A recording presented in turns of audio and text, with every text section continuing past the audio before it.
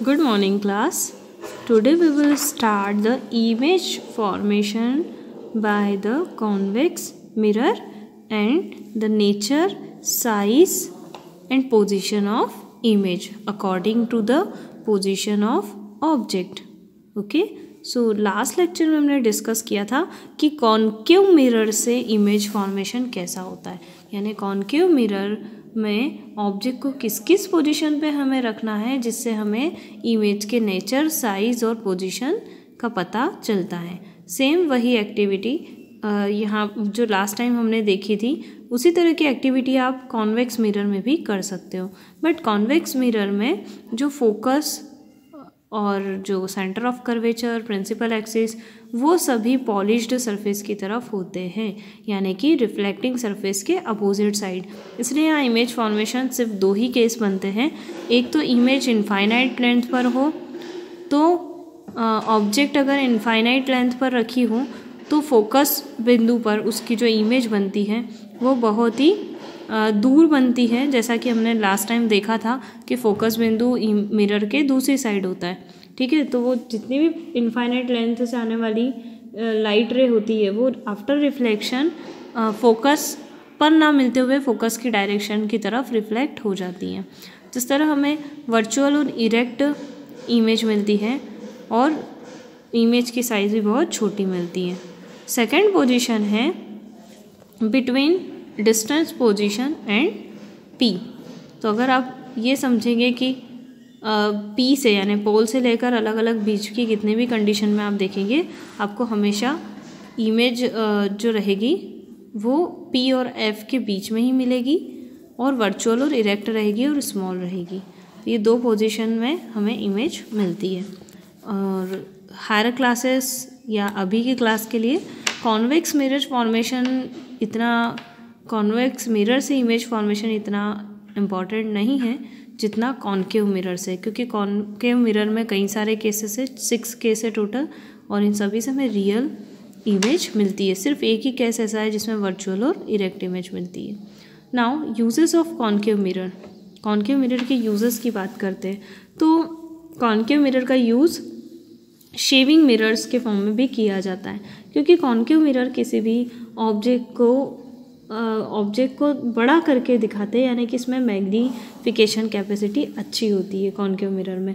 तो जब आप किसी छोटी से छोटी चीज़ को देखोगे तो वो उसे मिरर के अंदर वो आपको थोड़ी बड़ी दिखाई देगी, जूम करके दिखाई देती है, इसलिए इसका शेविंग मिरर में यूज़ कर सकते हो। ठीक है, इसको मेकअप मिरर भी कहते हो, क्योंकि जब आप फेस के पास लेकर जाते हो और फेस अपने चिक्स को देखते हुए अगर शेविंग करते हो तो वहाँ पर कटने या लगने की संभावना कम होती है, क्योंकि ये आपके चिक्स की जो इमेज है वो थोड़ी सी बड़ी दिखाता है, जो एक्चुअल है उससे बड़ी साइज़ में, ताकि आप आसानी से शेविंग कर सको। सेकंड है रिफ्लेक्टर्स की तरह यूज़ किया जाता है टॉर्च में। तो अपने टॉर्च के बल्ब के आसपास या हेडलाइट जो होती है व्हीकल की उसके आसपास आपने जो चमकदार सरफेस देखी है वो कॉन्केव मिरर की ही होती है, ताकि सारी लाइट आसपास ना फैलते हुए एक जगह फोकस हो जाए।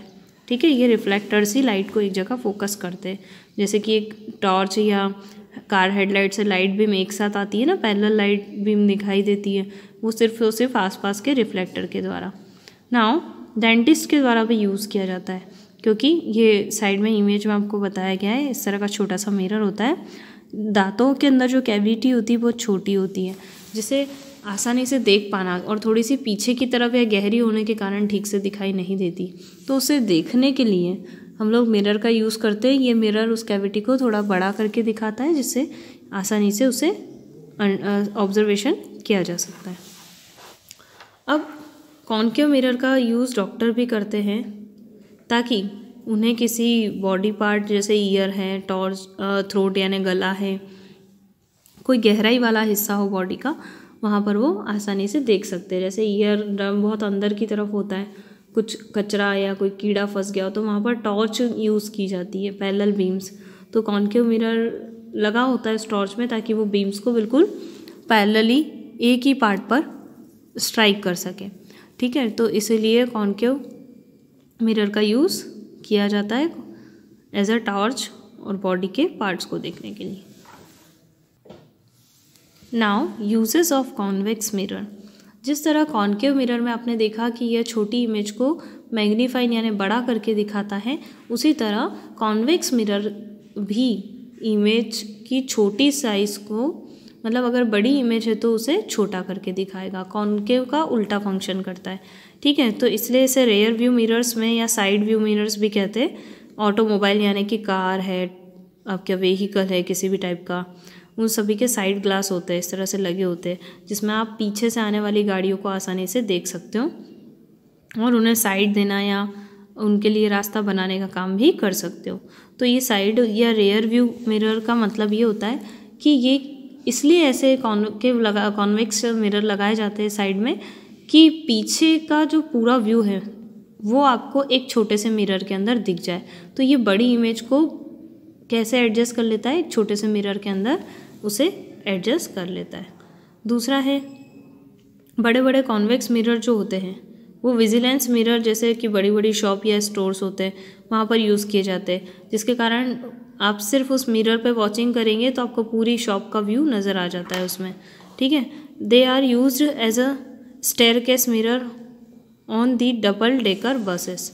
डबल डेकर बसेस में सीढ़ियों में भी लगाए जाते हैं, ठीक है, ताकि इजीली आपको पूरा व्यू समझ में आ जाए कि कौन चढ़ रहा है और कौन उतर रहा है, ठीक। Now how to distinguish between a plane mirror, concave mirror and convex mirror without touching them. मतलब अगर आपको समझना है कि कौन सा कॉन्वेक्स है, कौन सा कॉन्केव है और कौन सा प्लेन है, तो जनरली आपने देखा होगा कि कर्व मिरर में तो जो इनवर्ड होता है वो कॉन्केव होता है, जो आउटवर्ड होता है वो कॉन्वेक्स होता है, और जो प्लेन सरफेस होगी, फ्लैट सरफेस, वो प्लेन मिरर होगा। तो ये सब तो हम इनवर्ड आउटवर्ड छूकर देखेंगे, ठीक है। बट यहाँ पर आपका टास्क ये है कि बिना छुए, विदाउट टचिंग देम, आपको ये बताना है कि वो कॉन्वेक्स है, कॉन्केव या प्लेन मिरर है, ठीक है। तो बिना छुए तो हम एक ही तरीके से बता सकते हैं, किससे, कि वो किस तरह की इमेज बनाता है। देखो, अगर आपकी इमेज सीधी और ऑब्जेक्ट की साइज़ की मिले, साइज़, ऑब्जेक्ट की साइज़ और इमेज की साइज़ में कोई चेंज ना मिले, ठीक है, और आपके मिरर के अंदर वो इमेज आपके पास आती दिखाई दे जब आप ऑब्जेक्ट को पास ले जा रहे हो, या फिर मिरर के अंदर वो इमेज दूर जाती दिखाई दे जब आप ऑब्जेक्ट को दूर ले जा रहे हो, तो इस तरह के केस को हम कहेंगे कि वो प्लेन मिरर होगा। यहाँ पर आपको छूने की ज़रूरत नहीं है, आप सीधा सीधा मिरर के सामने खड़े हो जाएंगे और आप देखेंगे कि आप मिरर की तरफ जा रहे हो तो आपकी इमेज भी मिरर की तरफ जा रही है, आप मिरर से दूर जा रहे हो तो आपकी इमेज भी मिरर से दूर जाएगी, और आपकी जो साइज़ है एग्जैक्ट वही कॉपी आपको मिरर में दिखाई दे। इसका मतलब है बिना छुए आप बता सकते हो कि वो प्लेन मिरर होता है। लेकिन अगर आपकी इमेज जो है वो इरेक्ट हो, मतलब सीधी हो, और मैग्नीफाइड मतलब बड़ी हो आपकी साइज़ से, और जैसे जैसे आप मिरर से दूर जाएंगे आपकी इमेज उल्टी बन जाएगी। सीधी थी पहले, मिरर के पास में थे, लेकिन मिरर से दूर जाने पर इमेज उल्टी हो जाती है, तो वो मिरर कॉन्केव मिरर होता है। और अगर आपकी इमेज जो है वो इरेक्ट यानी सीधी हो और छोटी हो, ठीक है, और जब आप मिरर से दूर जाओ तब मिरर की पोजीशन, नेचर में कोई चेंज नहीं आएगा। मतलब अगर वो इरेक्ट यानी सीधी है तो वो सीधी ही रहेगी अगर आप दूर जाओगे तो ऐसी इमेज से बनने वाला, जिस मिरर से बनती है वो मिरर कॉन्वेक्स मिरर कहलाता है। ये पॉइंट आप अपने माइंड में रखिएगा, आप बिना छुए उस मिरर को आइडेंटिफाई कर सकते हैं। Now spherical lenses. मिरर के बाद हम पढ़ेंगे लेंस के बारे में। लेंस क्या होता है? कोई भी ट्रांसपेरेंट मटेरियल, जैसे कांच का टुकड़ा या प्लास्टिक, है ना, फाइबर, ऐसे कोई भी पीस होते ग्लास के जिनको दो सरफेस से बाउंड या बांध दिया जाता है, ठीक है, वन कर्व्ड और वन प्लेन सरफेस। अब वो क्या हो सकती है? दोनों सरफेस या तो दोनों ही कर्व सरफेस से जॉइंट करने पर बना हो, या ऐसा भी हो सकता है कि एक कर्व सरफेस हो और एक प्लेन सरफेस हो। इस तरह से दो सरफेस को आपस में चिपका कर बनने से एक लेंस बनता है, और इस लेंस के अंदर से जब लाइट रेज पास होती हैं तो ये दूसरी ओर ऑब्जेक्ट का क्या इमेज बनाता है उसके बारे में भी हम पढ़ेंगे। व्हेन अ लाइट रे pass through a lens they bend and change the direction. और कोई भी लाइट रे जब लेंस के अंदर से गुजरती है, लेंस ट्रांसपेरेंट है तो इसके भी दो फेस होंगे। तो एक साइड अगर आप ऑब्जेक्ट रखते हो या लाइट रेस पास करते हो, तो जब वो लाइट रेस इस लेंस के अंदर से गुजरती है तो उसकी डायरेक्शन चेंज हो जाती है या लाइट रेस बैंड हो जाती है, मुड़ जाती है। ठीक है, इसलिए लाइट रेस, ये जो लेंस होता है ये रिफ्लेक्शन पे वर्क ना करते हुए ये लाइट के कौन से नेचर पे वर्क करता है, रिफ्रैक्शन। ठीक है, और रिफ्रैक्शन क्या होता है कि जब कोई लाइट रे किसी मीडियम से गुजरती है तो गुजरते समय वो अपना रास्ता भटक जाती है, यानी एक्चुअल जिस डायरेक्शन में जाना था उससे वो बैंड हो जाती है, डाइवर्ट हो जाती है, जिसे हम कहते हैं रिफ्रैक्शन। और अगर वो टकरा के उसी मीडियम में रिटर्न आ जाए तो उसे हम रिफ्लेक्शन कहते हैं। तो रिफ्लेक्शन तो हमने मिरर में देखा, लेकिन हम यहाँ लेंस में क्या देखेंगे, रिफ्रैक्शन ऑफ लाइट। अब लेंस भी कितने टाइप के होते हैं, 2 टाइप के, कॉन्वेक्स एंड कॉनकेव लेंस। अब लेंस भी जो होते हैं वो 2 टाइप के होते हैं, कॉन्वेक्स और कॉनकेव। तो हम पढ़ेंगे कॉन्वेक्स लेंस के बारे में। कॉन्वेक्स लेंस को हम कन्वर्जिंग लेंस के नाम से भी जानते हैं। ये लेंस 2 कर्व लेंस को मर्ज करने पर बनाया जाता है, पर इस प्रकार से कि बीच वाला हिस्सा मोटा होता है और आसपास वाला जो हिस्सा है वो थीन होता है, पतला होता है। ऐसे लेंस को हम कॉन्वेक्स लेंस कहते हैं।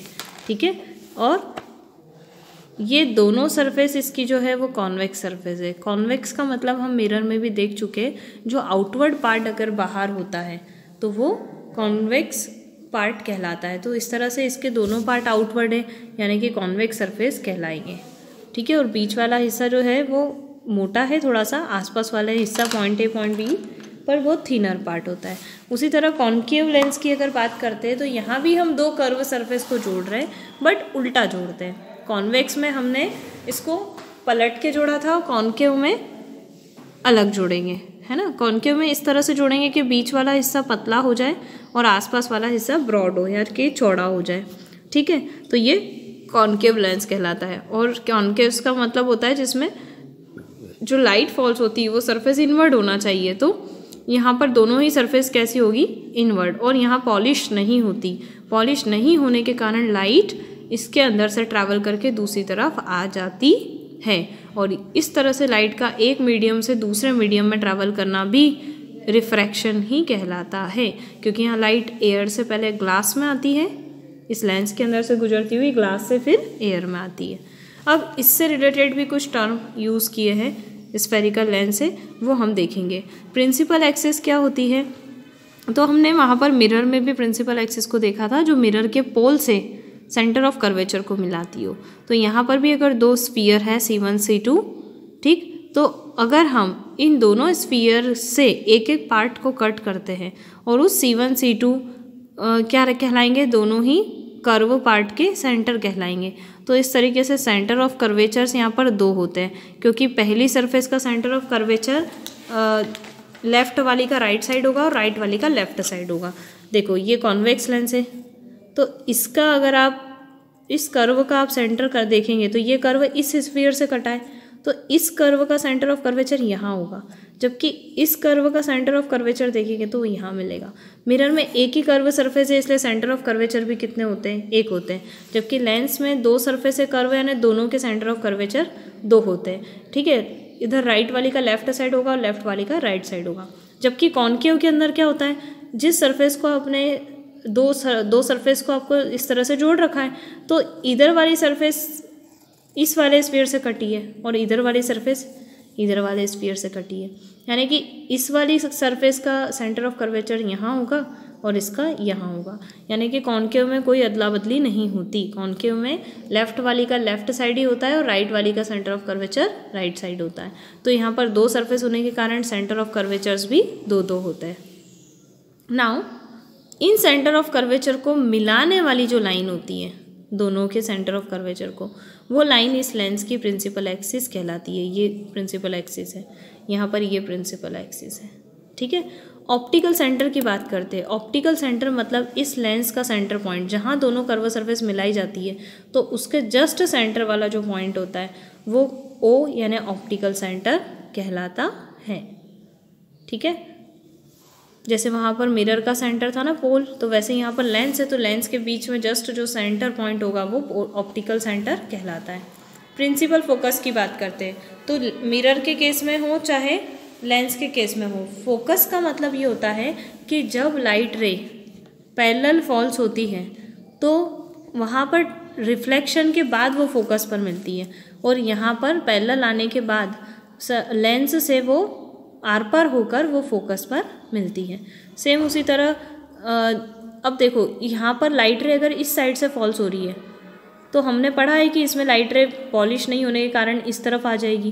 तो जब लाइट रे यहाँ से दूसरी साइड पर आती है तो दूसरी साइड पर ये जिस पॉइंट पर मिलती है वो इनका फोकस कहलाता है ना। वहाँ पर रिफ्लेक्शन में हमने क्या देखा था कि लाइट रेस बहुत सारी पैरेलल आएगी और मिरर से टकरा कर जिस पॉइंट पर मिलेगी वो फोकस बनेगा, जबकि यहाँ पर क्या होगा, फोकस वो पॉइंट होगा जहाँ पर लाइट रेस पैरेलल आती है और after passing through the lens it meets और appear on a point which is called focus. इस लेंस से पास होने के बाद जिस पॉइंट से मिलती है उसे हम फोकस कहते हैं। तो कॉन्वेक्स में फोकस कहाँ बनेगा, दूसरी ओर। जबकि कॉन्केव की बात की जाए तो कॉन्केव में लाइट रे पैरेलल तो आती है, लेकिन पैरेलल के बाद वो इस रिफ्रैक्शन के बाद उसे फोकस पे मिलना चाहिए। तो ये कौन से सरफेस से टकरा रही है, यहाँ पर कॉन्वेक्स से टकरा रही है, तो कॉन्वेक्स का फोकस यहाँ बनता है। जबकि ये पहली सरफेस इसकी कॉन्केव है, ये वाली है, तो इस सरफेस का फोकस तो यहीं रहेगा ना। तो इसके पैरेलल आएगी, उसके हिसाब से इसको इस सरफेस के फोकस पे जाना है। तो कैसे जा सकती है, क्योंकि यहाँ तो लाइट रे ट्रैवल कर जाएगी दूसरे मीडियम में, तो फिर इस फोकस पे कैसे आएगी। तो फिर आफ्टर रिफ्रैक्शन वो उस तरीके से जाती है कि मानो वो इस फोकस से आती हुई नज़र आती है। तो कहीं ना कहीं इमेजनरी फॉर्म में आपको फोकस पर मिल जाएगी, जबकि वो जाती कैसे, बिल्कुल सीधे जाती है। तो यहाँ पर मिरर के केस में जैसे कॉन्केव मिरर रियल इमेज बना रहा था, वैसे ही लेंस के केस में हम कॉन्वेक्स लेंस के बारे में पढ़ेंगे।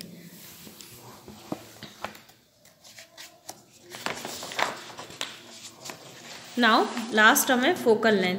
फोकल लेंथ मतलब किसी भी लेंस के ऑप्टिकल सेंटर से फोकस पॉइंट तक की डिस्टेंस जो रहती है वो फोकल लेंथ कहलाती है। जैसा हमने मिरर में देखा था, पोल से फोकस बिंदु तक की दूरी जो थी वो फोकल लेंथ कहलाती है, तो यहाँ पर भी ऑप्टिकल सेंटर से फोकस पॉइंट तक की डिस्टेंस फोकल लेंथ कहलाती है। ठीक है। Now formation of image in a convex lens. Convex lens में इमेज फॉर्मेशन कैसे होता है, ठीक है। तो between O and F, at F, between F and 2F, at 2F, ये सारी पोजीशंस है। हमने अभी पढ़ा था कि अगर हम किसी भी लेंस या मिरर के सामने ऑब्जेक्ट को डिफरेंट पोजीशन पे रखेंगे तभी हमें उससे बनने वाली इमेज के नेचर, साइज और पोजीशन समझ में आएंगे। तो जनरली हमारे पास 6 पोजीशन होती है। 6 पोजीशन मतलब या तो यहाँ से रखना शुरू करो या यहाँ रखो, दोनों ही रिफ्रैक्टिंग सरफेस है, यानी दोनों से लाइट इधर से ट्रैवल होगी तो इधर आ जाएगी और इधर से ट्रैवल करेगी तो इधर आ जाएगी। तो देखो ये F है और 2F मतलब इस F का डबल डिस्टेंस, जिसको अपन बोलते हैं सेंटर ऑफ कर्वेचर। ठीक है। तो पहली पोजीशन क्या होती है लाइट की, कि हम ऑब्जेक्ट को कहाँ रखेंगे सबसे पहले। तो सबसे पहले हम यहाँ पर O और F के बीच में रख सकते हैं। दूसरी पोजीशन है कि हम F में रख सकते हैं। तीसरी पोजीशन है कि F और 2F के बीच में रख सकते हैं। फोर्थ पोजीशन है 2F पर रखना। फिफ्थ है 2F से थोड़ा सा दूर रखना, और सिक्स्थ पोजीशन है इनफाइनाइट पर रखना। यानी ऑब्जेक्ट को अगर हम 1 बाय 1 रखते जाएंगे तो इस तरफ इमेज आपको अलग अलग पोजीशन पे मिलती जाएगी। ठीक है। अब इमेज देखने के लिए यहाँ पर सबसे पहले एक एक्टिविटी 4 गिवन है, वो देखिएगा। एक्टिविटी 4 आपको समझाती है कि इस तरह आप एक लेंस लीजिए, उस लेंस को स्टैंड पर फिक्स कर लो, उसके अलाउंग एक आपने स्केल रखी है। स्केल आपको डिस्टेंस मेजर करने में हेल्प करती है कि आपकी ऑब्जेक्ट कितनी दूर है लेंस से। ठीक है। तो इस तरह से आपने सबसे पहले एक कॉन्वेक्स लेंस लिया है, उस कॉन्वेक्स लेंस जिसकी फोकल लेंथ 20 सेंटीमीटर है, उसको स्टैंड पर रख दिया है। एक मीटर स्केल लगाई है कॉन्वेक्स लेंस के अलोंग ही। ठीक है। और लेफ्ट हैंड साइड लेंस के एक कैंडल जलाकर आपने रखी है। ठीक है। और वो कैंडल को इस तरह से रखा है कि वो 0 पोजीशन पर है स्केल के, ताकि आपको ये भी पता चल जाए कि आपका जो लेंस है वो कितनी दूरी पर है उससे, 70 सेंटीमीटर की दूरी पर है। ठीक है, और ये स्क्रीन है। अब आपको ये लेंस को एडजस्ट करना होता है, मतलब ये तो आपकी ऑब्जेक्ट है, आप इस मिरर को इस तरह से एडजस्ट करेंगे आगे पीछे कि इसकी इमेज आपको इस पीछे स्क्रीन पर मिल जाए। ठीक है, तो आपको ये या तो आप स्क्रीन को आगे पीछे करिए, तो लेंस फिक्स करेंगे तो स्क्रीन को आगे पीछे करके देख सकते हो, या फिर मिरर को। तो यहाँ पर अपन ने लेंस को हमने 70 सेंटीमीटर पर फिक्स कर दिया है।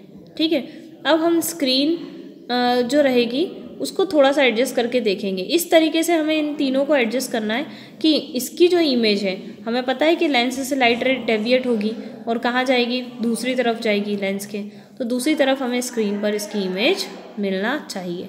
ठीक है, तो एक शार्प इमेज या अच्छी इमेज जहाँ मिल जाती है तो ये उस पोजीशन को हम कंसिडर कर लेते हैं। अब देखो इसकी इमेज भी आपको स्क्रीन पर मिलती है, इसलिए ये इमेज रियल इमेज होती है, क्योंकि आप स्क्रीन पर इसे ले सकते हो।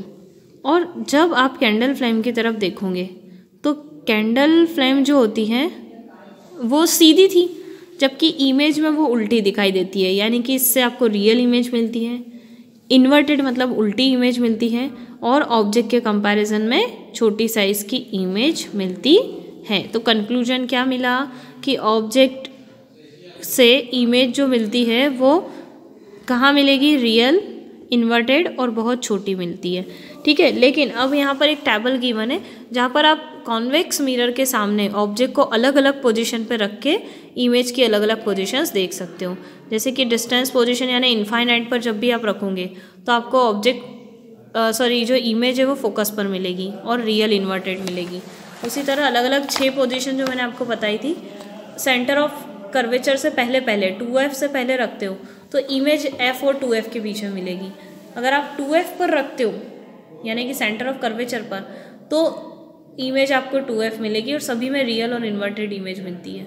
ठीक है, और जब आप F और 2F के बीच में रखते हो तो इमेज की पोजीशन 2F पर आ जाती है, F पोजीशन पर रखोगे तो इनफाइनाइट पर आ जाएगी। देखो इसमें उल्टा चलता है, अगर आपने ऑब्जेक्ट को इनफाइनाइट पर रखा था तो इमेज F पर बन रही थी, अब आप ऑब्जेक्ट को F पर रख रहे हो तो इमेज इनफाइनाइट बन रही है। जब आपने ऑब्जेक्ट को F और 2F के बीच में रखा है तो इमेज 2F पर बन रही है। जब आप ऑब्जेक्ट को 2F पर रखोगे तो इमेज F और 2F के बीच में बनती है। तो ऐसा इसका कॉम्बिनेशन होता है। और जब O और F पर बनते हो तो आखिरी इमेज जो बनती है वो रियल और इरेक्ट बनती है। तो जिस तरह हमने ये 6 पोजीशन पर ऑब्जेक्ट को रखकर अलग अलग इमेज पोजीशन देखी है और इमेज का नेचर देखा है, उसी तरह हम इसी एक्टिविटी को हम देखेंगे कॉनकेव लेंस में। कॉनकेव लेंस में 2 कंडीशन बनती है, जैसे वहाँ पर कॉन्वेक्स मिरर में 2 कंडीशन थी, वैसे कॉनकेव में यहाँ 2 कंडीशन है कि आप पहली O और इनफाइनाइट के बीच में जहाँ भी रखोगे तो इमेज भी आपको O और F के बीच में ही मिलेगी, वर्चुअल और इरेक्ट, ऑब्जेक्ट से छोटी, और इनफाइनाइट में F पोजीशन पर मिलती है, वर्चुअल और इरेक्ट मिलती है। यहाँ पर हम यूजेस देखेंगे कॉन्वेक्स लेंस के। तो कॉन्वेक्स लेंस मैग्नीफाइंग ग्लासेस में यूज़ किया जाता है। ठीक है, और रीडिंग ग्लास जो आपको दिखाई दे रहा है ना, बारीक जो या बहुत छोटी साइज़ के लेटर्स होते हैं उनको पढ़ने के लिए। ठीक है, जो स्मॉल प्रिंट बुक होती है उनको पढ़ने के लिए। कॉन्वेक्स लेंस जो होते हैं वो चश्मे बनाने में, जैसे आपकी आई साइट वीक हो जाती है, ठीक है, या आपको लॉन्ग साइटेडनेस हो जाता है, ठीक है, जिसमें आपको पास की चीज़ नहीं दिखाई दे रही है, दूर की अच्छे से दिखाई दे रही है, तो आपके स्पेक्स में लगाने के लिए इनका यूज़ किया जाता है। कैमराज में यूज़ किया जाता है, माइक्रोस्कोप, टेलीस्कोप, इनमें कॉन्वेक्स लेंस का यूज़ होता है।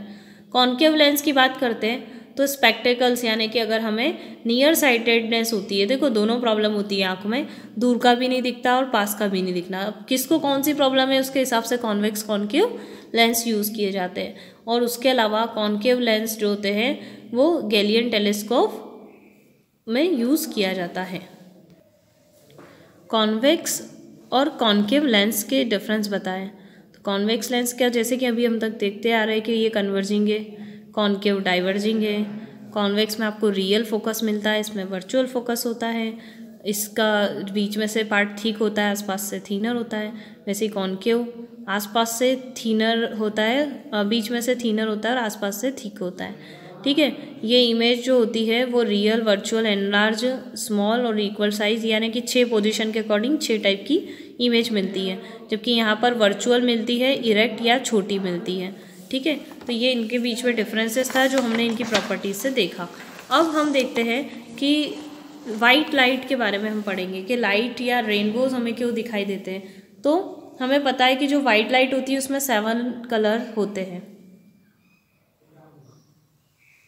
अपने स्काई में, स्पेशली जब रेनी सीजन में, अपने स्काई में रेनबो देखा होगा। रेनबो कैसा दिखाई देता है? कलरफुल दिखाई देता है, ठीक है।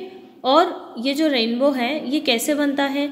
जो सनलाइट होती है, ठीक है, रेनी सीजन में कई सारी मॉइस्चर ड्रॉप होती है वाटर में, एटमॉस्फेयर में, तो वो जो वाटर ड्रॉप से सनलाइट टकराती है, स्प्लिटिंग होती है, तो वो सनलाइट कई सारी ऐसी छोटी छोटी ड्रॉप में से गुजरती है, यानी कि स्काई के अंदर वाटर ड्रॉप की डेंसिटी बढ़ जाती है और जब सन से लाइट ट्रैवल करती हुई इस वाटर ड्रॉप में से आती है तो ये स्प्लिटिंग मतलब वाइट लाइट टूट जाती है, और जब ये टूटती है तो ये 7 कलर्स दिखाई देते हैं, ठीक है।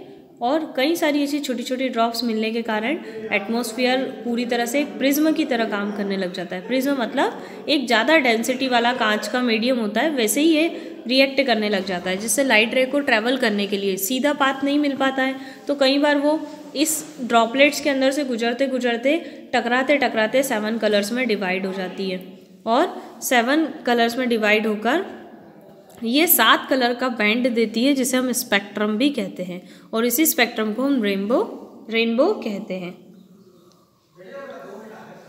ये हमेशा सन की अपोजिट डायरेक्शन में बनता है, क्योंकि जहाँ से सनलाइट निकल रही है उसकी जस्ट अपोजिट साइड ये बनेगा। सनलाइट ट्रैवल करती हुई टकराती रहती है ड्रॉपलेट से और स्प्लिट हो जाती है, ठीक है, और ये एक आर्क की तरह दिखाई देता है। तो इससे आप जब भी रेनबो को देखेंगे तो आपको 7 कलर्स दिखाई देंगे,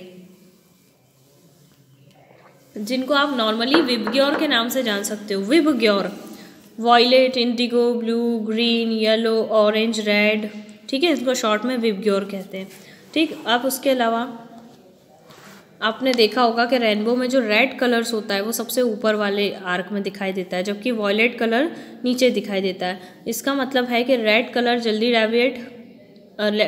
का डेविएशन कम होता है और ब्लू कलर का डेविएशन, वॉयलेट कलर का डेविएशन ज़्यादा होता है। तो कई सारे कलर हम देखते हैं, इसमें टोटल 7 कलर्स होते हैं। और ये जो कॉम्पैक्ट डिस्क है, CD जिसको बोलते हो, इसके अंदर भी आपको कई कलर दिखाई देते हैं, ठीक। अब जब साबुन के या सोप के बबल देखते हो उसके ऊपर भी आपको कलरफुल रेनबो दिखाई देते हैं। तो ये सारे ऑब्जर्वेशन से हमें ये समझ में आता है कि जब कोई सनलाइट है वो वाइट लाइट यानी कि उसके अंदर कई सारे कलर्स का मिक्सचर होता है। ऐसा पता सबसे पहले किसने लगाया था? सर आइजैक न्यूटन ने। ये सबसे पहले साइंटिस्ट थे जिन्होंने वाइट लाइट के अंदर 7 कलर्स होते हैं ये पता लगाया था।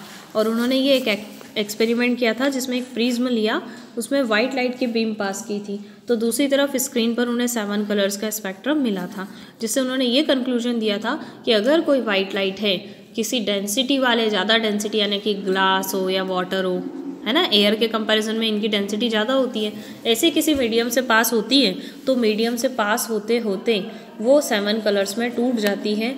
और ये 7 कलर्स का एक अरेंज होते हैं, ये आगे पीछे नहीं लिखना है, इन्हें बिल्कुल सीक्वेंस से याद रखना है। विबग्योर, ठीक है, उसमें सबसे नीचे विबग्योर यानी कि वॉयलेट कलर का डेविएशन होता है और सबसे कम रेड कलर का डेविएशन होता है। यानी कि the phenomena of splitting of white light into a component colours on passing through a transparent medium like a glass prism is called a dispersion of light.